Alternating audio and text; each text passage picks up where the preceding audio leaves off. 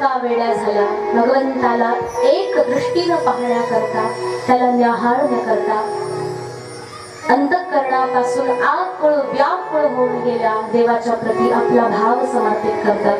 हे भगवंता कृपा कर. अनेक प्रकारे प्रार्थना केल्यानंतर भगवान प्रसन्न होतात, पण वास्तविक रूपाचं दर्शन किंवा वास्तविक आनंद देत नाही. महाराज, भगवंताला प्राप्त करायचं एवढं पण सोपं नाही.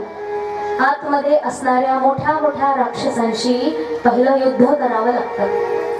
काम, क्रोध, मद, मत्सर, जेवढे दोष मनामध्ये आहेत सगळ्यांसोबत युद्ध करावं लागतं.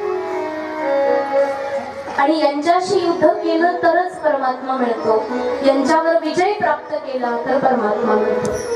पण यांच्यावर विजय